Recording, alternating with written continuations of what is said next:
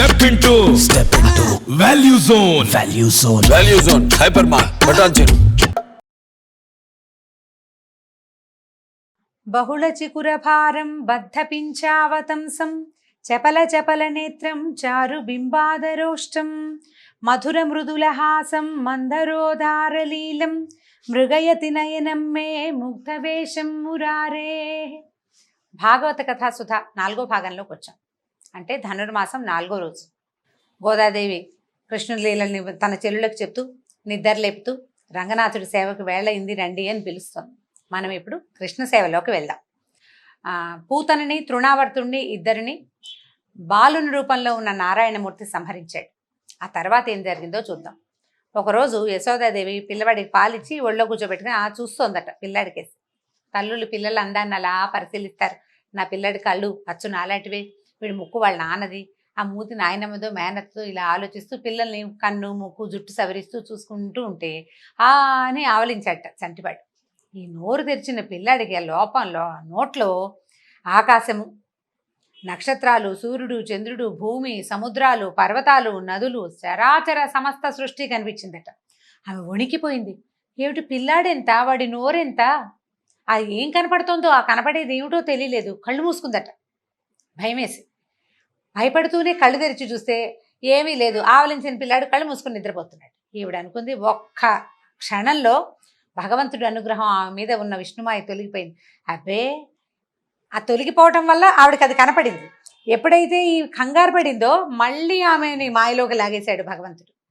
నా పిల్లాడే, ఏమిటో నాకు అట్లా ఉండుండి అలా అనిపిస్తూ ఉంటుంది, అంతా నా భ్రమ అని అనుకుని సర్దుకుంది. తను నా పిల్లాడే, ఇదేవి నేను చూసింది ఏది నిజం కాదు, ఏదో భ్రమలో చూశాను, ఊరికే నాకే కన్ను కలిగింది అని అనుకుని సర్దేసుకుంది. తర్వాత ఏమైందట, కొద్ది రోజుల్లో గర్గుడు అనే మహాతపస్వి యాదవ వంశాలకి పురోహితుడు. అయితే ఈ గర్గ ఋషి వీళ్ళని చూడ్డానికి వచ్చాడు. వచ్చేసరికల్లా ఈయన నందుడు పరమానంద భరితుడే, ఆయన కూర్చోండి అని కూర్చోబెట్టుకున్నాడు. ఆయన చాలా పూజించాడు. భార్య పిల్లవాడు అందరితోటి ఆయన్ని సేవించాడు.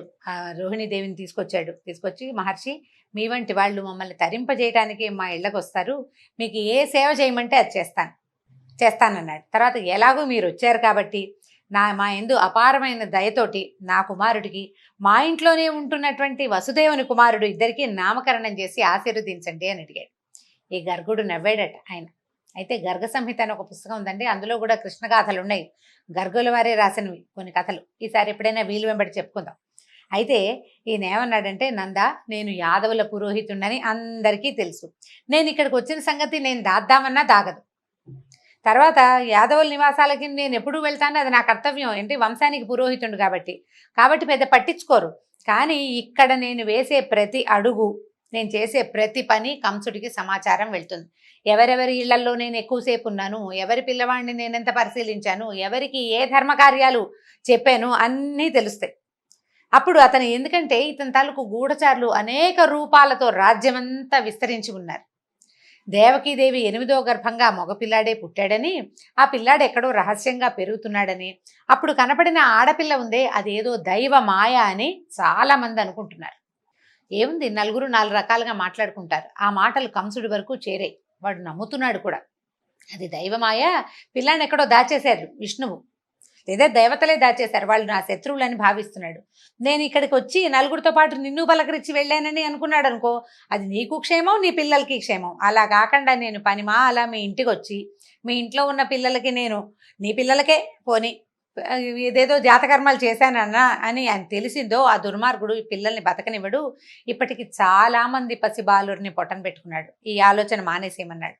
అనేసరికల్లా ఈ నందుడు ఒప్పుకోలే. అయ్యా, ఎంత మాట, నేను ఎవ్వరికీ చెప్పను, అసలు బయటికి రానివ్వను, అట్టహాసంగా చెయ్యను. నీ అంతటి మహానుభావుడు మా పిల్లలకి పేరు పెట్టడమే మాకు గొప్ప నాయన, ఎవ్వరికీ చెప్పం, నేను నా భార్య అంతే. మూడో మనిషికి, మూడో కంటికి తెలియనివ్వం. ఇప్పుడు రోహిణీదేవి ఉంది కాబట్టి ఆవిడదే 3వ కన్ను, 4వ కన్ను ఇక లేనే లేదని బతిమలాడాడు. నేను స్వయంగా ఏర్పరచుకుంటాను, నా గోశాలలో, ఇంట్లో కూడా చెయ్యొద్దు, గోశాలలోకి వచ్చి పిల్లలకి పేర్లు పెట్టండి అని బతిమలాడాడు. సరే, ఆయన ఒప్పుకున్నాడు. నందుని గోశాలలో ఎవ్వరికీ తెలియకుండా రహస్యంగా శాస్త్రోక్త విధానంగానే నామకరణాది సంస్కారాలు చేసేశారట. పిల్లలకి పేర్లు పెట్టాలి, నామకరణానికి బోల్డంత మంత్రం అవన్నీ ఉంటాయి. పిల్లల్ని తేనె పెరుగు, పాలు పెరుగు తేనె కలిపి ఇస్తారు. ఏవో చిన్న చిన్న మంత్రాలు పూజలు విధానాలు నడుస్తాయి, అన్నీ ఆయన స్వయంగా చేశాడు. పేరు పెట్టే సమయానికి ఏం చెప్పాడంటే ఆ బాలుడు ఎవరు, తను పేరు పెట్టబోతున్నటువంటి సంటివాడు ఎవరు అనేది ఆయనకి తెలుసు. ఆ రహస్యం నందుడికి చెప్పకుండా ఆయన భార్యకు అసలు అర్థం కాకుండా నిజమే చెప్పాడు. ఆయన ఏం చెప్పాడు, బాలుళ్ళకి పేరు, రోహిణీపుత్రుడు తన మంచి గుణాలతో మిత్రులందరికీ ఆనందాన్ని కలిగిస్తాడు, అందుకని ఇతన్ని రాముడు అందాం. ఇతనికి మానవాతీతమైన బలం ఉంది, ఎందుకంటే 1000 పడగల ఆదిశేషువే అతని రూపంలో జన్మించాడు. ఎంత బలం, భూభారం వహించగలిగిన వాడు. అంచేత ఇతను బలుడని బలరాముడని చెప్పబడతాడు. ఇతను సంకర్షణుడు, అంటే దేవకీదేవి గర్భం నుంచి ఈమె గర్భంలోకి ప్రవేశపెట్టబడ్డాడు కాబట్టి సంకర్షణుడని. అదే కాకుండా ఇతను యాదవులలో ఐకమత్యాన్ని కలిగిస్తాడు, ఎందుకంటే కంసుని భయంతో యాదవులందరూ తలా ఒక దారి పట్టారు, వాళ్ళందరినీ మళ్ళీ ఒక దారికి లాక్కొచ్చాడనమాట. సంకర్షణుడు అంటే ఆకర్షించేవాడు, దగ్గరికి లాగేవాడు అని. కాబట్టి ఈ రకంగా ఈ పిల్లవాడికి సంకర్షణుడని నామధేయం బాగుంటుంది నాయన అని చెప్పాడు. ఇక నీ కొడుకు ఉన్నాడే, నల్లగా ఉన్నాడు కదా, అందుకని ఇతను కృష్ణుడు అనే పేరుతో ప్రసిద్ధుడవుతాడు. అయితే పూర్వజన్మలో వసుదేవునికి ఇతను పుత్రుడై పుట్టాడు. పూర్వజన్మల్లో వసుదేవుడు ఈ రూపంలో లేడు, ఏదో రూపంలో ఉన్నాడు. ఈ పిల్లవాడు కూడా దానికి తగిన రూపంలోనే అక్కడ జన్మించాడు. ఈ రహస్యం తెలిసిన వాళ్ళు ఇతన్ని వాసుదేవుడు అని పిలుస్తారు. పూర్వజన్మలో వసుదేవుని కుమారుడు, ఇప్పుడు అతని మిత్రుడైన నీ దగ్గర పెరుగుతున్నాడు అని చెప్పి ఈ కుమారుడున్నాడే ఇతను ఉత్తమ గుణాలలోనూ శోభలోనూ సంపదలోనూ కీర్తిలోనూ శ్రీమన్నారాయణుడితోటి సమానుడవుతాడు. ఇతడు మీ గోకులాన్ని అనేక ఆపదల నుంచి కాపాడతాడు, అనేక అద్భుతమైన కార్యక్రమాలు చేయబోతున్నాడు నాయన.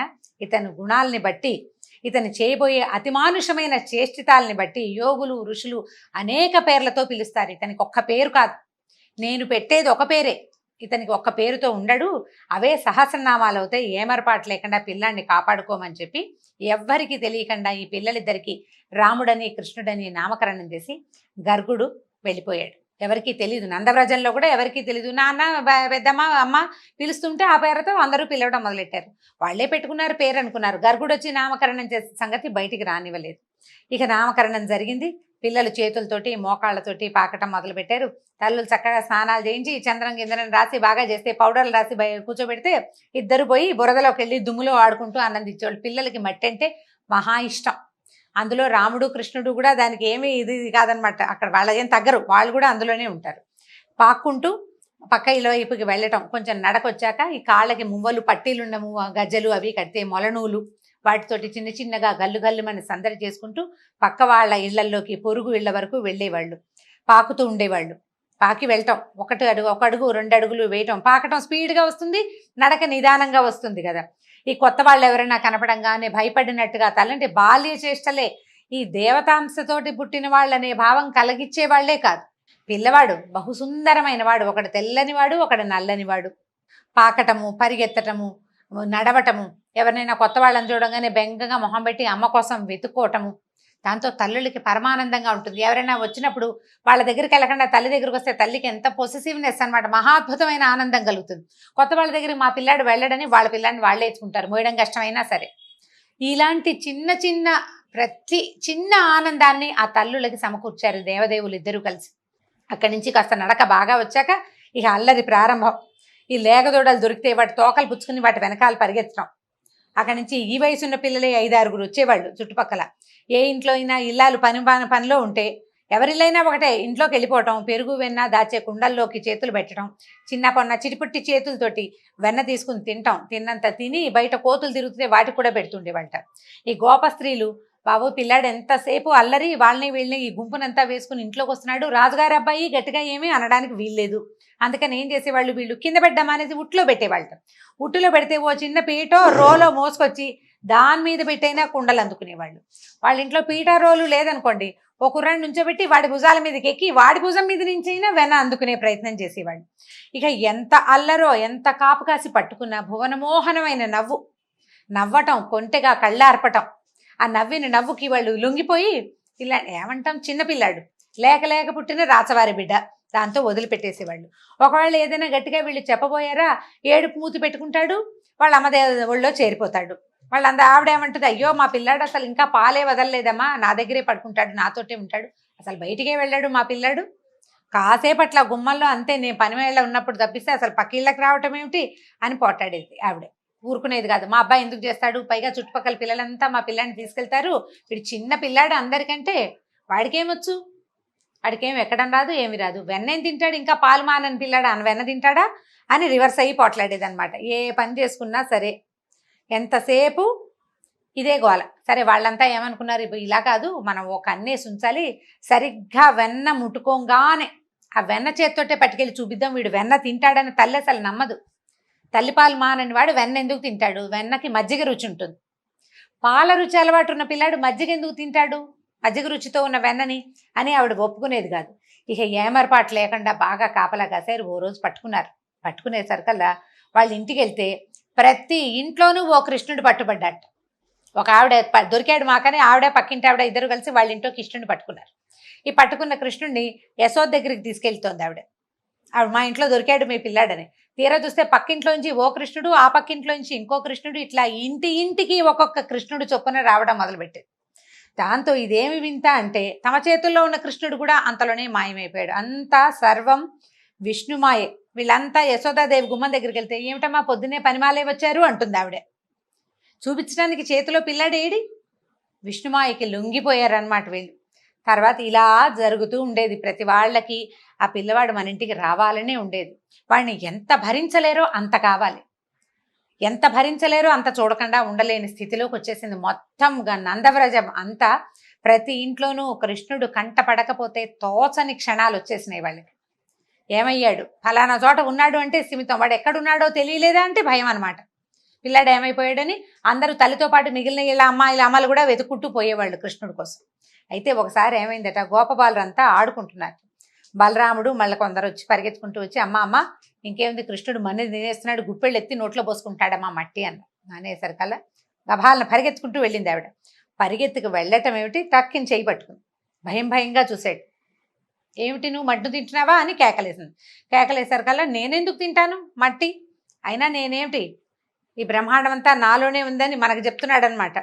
నా మాట నమ్మకపోతే ఎదురుకుండా ఇప్పుడు వాళ్ళు అబద్ధం చెప్తున్నారు, ఆడుకుంటుంటే ఓర్చుకోలేక అన్నయ్య అందరూ అబద్ధం చెప్తున్నారు, నా నోరు చూడు కావాలంటే నువ్వని చెప్పేసి నోరు తెరిచి చూపించాడు. నోట్లో చూడొద్దు, నోట్లో ఏముందో, పిల్లల నోట్లో ఏదైనా పెట్టుకుంటే నోరు తెరిచి చూపించారు. నోరు తెరువంటే ఇక ససేమిరా నోట్లో ఉన్నది మింగేసేదాకా మన కంటికే కనపడదు.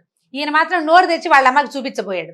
ఈ నోరు తెరిచేసరికల్లా ఎట్లా ఉంది, నోటిలో ఆకాశము, నక్షత్ర మండలము, చంద్రుడు, దిక్కులు, ఇంద్రాది దేవతలు, బ్రహ్మ, తత్వరజస్తమో గుణాలు, పంచ తన్మాత్రలు, భూగోళాన్ని, దాని చుట్టూతా ఉండే వాయుగోళం, 14 లోకాలు సముద్రాలతో సహా నోట్లో కనపడుతోంది. ఆవిడ నిర్ఘాంతపోయింది. పైగా ఆ చూస్తున్న ఆవిడకి తన నందవ్రజము, గోకులము, అందులో ఉన్న గోపస్త్రీలు, గోవులు, గోపాలురు అందరూ, ఆఖరికి బలరాముడు తను కూడా ఆ నోట్లోనే కనపడుతున్నారు. ఆ నోరు తెచ్చుకుని చూస్తూ ఉండిపోయింది. క్షణంలో ఆవిడకి ఏమైంది, కలయో వైష్ణవమాయో అంటారు పోతన గారు. ఇదేమిటి, వీడు నోరెంత, చంటి పిల్లవాడు 4-5 ఏళ్లవాడు, వాడి ముఖం ఎంత, అందులో నోరెంత, ఆ నోట్లో ఈ అజాండమంతా కనిపించడం ఏంటి, ప్రపంచమంతా అని నిర్ఘాంతపోయింది. అసలు నేను యశోదాదేవిని కానా, వీడు నా కొడుకు కాదా, ఏమిటి ఇదేని ఎంత అయిపోయిందో. కలయో వైష్ణవమాయ ఉంది, ఇదేమిటి. ఆవిడికి విష్ణుమాయ మీద అవగాహన ఉంది కొంత. ఈ కనపడుతున్న బ్రహ్మాండాన్ని దాన్ని నిశ్చయించలేకపోయిందనమాట. ఒక్క క్షణం ఆవిడికి బుద్ధికి తెలిసిపోయిందనమాట. ఈ ఏదైనా సరే విశ్వాత్మకుడైన శ్రీహరి యొక్క విశ్వరూపాన్ని స్పష్టంగా తెలుసుకోగలిగాను. ఈ పిల్లాడికి ఏదైనా జన్మతోటే యోగసిద్ధి ఉండుండొచ్చు. వాడు పాలు దాగి ఒక రాక్షసుని చంపేశాడు, కాలుతో తన్ని ఒక బండిని పడగొట్టాడు, గాలితో పైకి వెళ్ళి గాలితోటి కిందకు వచ్చేసాడు. అంటే ఈ పిల్లవాడి యోగ సిద్ధి ఉంది, వీడే విష్ణువేమోనని అనిపించటం లేదు ఇంకా ఆవిడికి. కానీ విశ్వాత్మని తను చూడగలిగానని మాత్రం అర్థమైంది. ఈ పిల్లాడు నా పుత్రుడని, వీడు నా నందుడు నా భర్తని, గోకులానికి ప్రభువని, నేను రాణిని, నేను ఎంతో భ్రమలో ఉన్నాను, కానీ ఈ ప్రపంచమంతా పరమాత్మేనని, అదంతా ఆయిందేనని నేను తెలుసుకోలేకపోయానే అని ఆవిడ అసలు ఒక్క క్షణం ఆమెకేమీ అర్థం కాలేదు. ఎంత అత్యద్భుతమైన పద్యం రాశారో, మామూలు పద్యం కాదండి అసలు. ఆ పద్యం చదువుతున్నప్పుడల్లా ఎంత ఎక్సైటింగ్గా ఉంటుందంటే రోమాంచితంగా ఉంటుంది. విందాం చూడండి. కలయో వైష్ణవమాయయో ఇతర సంకల్పార్థమో సత్యమో తలపన్ నేరకయున్నదాననో యశోదాదేవిగానో పరస్థలమో బాలకుడెంత ఈతని ముఖస్థంవై అజాండంబు ప్రజ్వలమైయుండుటకేమి హేతువు మహాశ్చర్యంబు చింతింపగన్ అని ఆశ్చర్యపోతుంది. ఏమిటిది అని ఆశ్చర్యపోయి క్షణంలో ఆమెకి పరమార్థ జ్ఞానం కలిగించేశాడు తల్లికి. అంతవరకు పరమాత్మ అనుకుని ఎవరికి దండం పెట్టిందో ఒక్క క్షణంలో కన్ను మలిపేసరికల్లా తన పసిపిల్లవాడు ఆవిడ కనపడ్డాడు. ఈ బుద్ధి తెలిసిపోయింది ఆవిడికి. ఎప్పుడైతే ఈ భగవంత జ్ఞానం ఇది నేను ఇది గాను అది ఇది ఇది ఇది అని అనుకున్న తర్వాత కన్ను మూతబడి లేచేసరికల్లా ఒక్క రెప్ప పాటులో ఆమెకు పరమార్థ జ్ఞానం కలిగి మరల విష్ణుమాయ కమ్మేసింది. తన చిన్న కొడుకు నోరు తెరిచి ఆ అని చూపిస్తున్న చిన్నవాడే కనిపించాడు ఆవిడికి. తల్లి ప్రేమ తప్పిస్తే ఇంకేం లేదు. పిల్లాడిని కావలించుకుంది. నా పిల్లాడు మట్టి తినలేదమ్మా, బంగారు కొండ, వీడు అలాంటి పనులు చేయడు, అందరు పిల్లలు నా పిల్లాడి మీద ఏవో ఒకటి కొండాలు చెప్తున్నారు, ఆ పెద్దాళ్ళు అంతే పిల్లలు అంతే అని అందరినీ వాళ్ళని అనుకుని ఆ పిల్లాడిని ఎత్తుకుని కావలించుకుంది. నా పిల్లాడు మంచివాడు, బుద్ధిమంతుడు, బంగారు కొండ అని చక్కగా ఎత్తుకుని ఇంట్లోకి తీసుకుపోయిందట. అయితే ఈయన అడుగుతున్నారు పరీక్షణ్ మహారాజు, ఈమెకి ఇంత అదృష్టం ఎలా కలిగింది? ఏం చేసింది ఈవిడ కనలేదు. ఈ పిల్లాడిని కన్నది దేవకీదేవి. ఆవిడకి చెప్పాడు, 3 జన్మలు నువ్వు అడిగిన వారం ప్రకారం నువ్వు 3 సార్లు నీకు జన్మించానని నారాయణమూర్తి స్వయంగా సెలవిచ్చాడు. యశోదాదేవి ఏ పుణ్యం చేసి భగవంతుడికి పాలిచ్చి పెంచి తల్లి బిడ్డకి అంత అపరూపమైన మాతా శిశువుల మధ్యలో ఉండవలసిన ఆ అపరూపమైన ఆనందాన్ని ఆమెకి ఎందుకు దొరికిచ్చాడు? ఏం చేసింది ఆవిడ అని అడిగితే శుకులు చెప్తున్నారు, నందుడు పూర్వజన్మలో ద్రోణుడనే వసువులలో బహుశ్రేష్ఠుడట. అంటే ఒక దేవత అనమాట. అతని భార్య ధర. వాళ్ళిద్దరూ బ్రహ్మను గూర్చి తీవ్రమైన తపస్సు చేశారట. అయితే వాళ్ళు ఏమడిగారంటే, దేవా, ఏ శాస్త్రజ్ఞానం లేకపోయినా వేదాంతాలు అనేవి ఉన్నాయని తెలియకపోయినా జగత్ప్రభువైన విష్ణువు పట్ల నిష్కామ భక్తి కలిగి ఉంటే మానవుడు జనన మరణ వలయాన్ని ఛేదిస్తున్నాడు, నరకవాసలోకం నుంచి సునాయాసంగా తప్పించుకుంటున్నాడు. అది భూలోకవాసుల భాగ్యం. దేవతలకు ఆ భాగ్యం లేదు. మనం దేవతలు గొప్ప అనుకుంటాం, వాళ్ళు మనకి వరాలు ఇస్తారు. కానీ మనకి లభించే సౌభాగ్యం, మానవులకి లభించే భాగ్యం దేవతలకి లేదు. దేవతలందరికీ మానవులంటే మహా అసూయట. ఆ విషయంలో మేం కూడా భూలోకంలో జన్మించాలని, ఏకాంత భక్తితో అంటే అనన్య భక్తితోటి జగన్నాథుడిని సేవించాలని కోరుకుంటున్నాము. ఆ కోరిక తీరాలని వరం ఇవ్వమని బ్రహ్మని వరం అడిగారట. భార్యాభర్త ఇద్దరికి ఏకబుద్ధి కలిగి ఉండటం ఎంత గొప్ప విశేషం అండి. భార్యాభర్తలు చెరుకో రకమైనగాను ఉంటారు, చెరో చోటు నుంచి వస్తారు, ఏవో కొన్ని భావాలు కలుస్తాయి, అన్ని భావాలు కలవు. ఇలాగ తదేక భక్తి తత్పరత ఉండటం చాలా విశేషమైన సంగతి. వీళ్ళిద్దరూ ఈ వరం అడిగితే తథాస్తన్నాడట. ఆ ద్రోణుడే భూలోకంలో నందుడుగా జన్మించాడు. అతని భార్య ధర యశోదయింది. వాళ్ళకి పుత్రుడైన కృష్ణుడి పట్ల ఏ కోరిక చేత మలినం కాని ప్రేమ, అంటే మనం శ్రీహరి పట్ల కలిగే ఈ ప్రేమని భక్తి అంటాం మనం. వాళ్ళకి ఆ భక్తి కలిగింది. గోకులంలో ఉన్న గోపాలుడికి గోపస్త్రీలకి సహజంగానే స్వామి మీద ప్రేమ కలిగింది. లోకేశ్వరుడైన విష్ణువు తన కుమారుడైన బ్రహ్మ ఇచ్చిన వరాన్ని నిజం చేయటానికి బాల్యమంతా గోకులంలో ఉండి నంద యశోదలకి తనని ప్రేమించి సేవించే భాగ్యం కలిగించాడు. అయితే చూడండి, దేవకీ వసుదేవులు తమ విష్ణువుని తమకు కుమారుడుగా పుట్టమని మాత్రమే కోరారు. కృష్ణావతారంలో ఆయన ఆ కోరిక తీర్చాడు వాళ్ళకి. అదే అవతారంలో నంద యశోదలకు కోరిక కూడా తీర్చవలసి వచ్చింది. అంచేత వాళ్ళకి తనని ప్రేమించి సేవించే అవకాశాన్ని, పాలిచ్చి పెంచి పోషించే అవకాశాన్ని భక్తులకి కల్పించాడు భగవంతుడు. ఈ విషయాన్ని శుకులు మన పరీక్షణ్ మహారాజుకు తెలియజేశారు. ఈ తర్వాత మరిన్ని కృష్ణలీలల్ని వచ్చే భాగంలో తెలుసుకుందాం. నమస్కారం.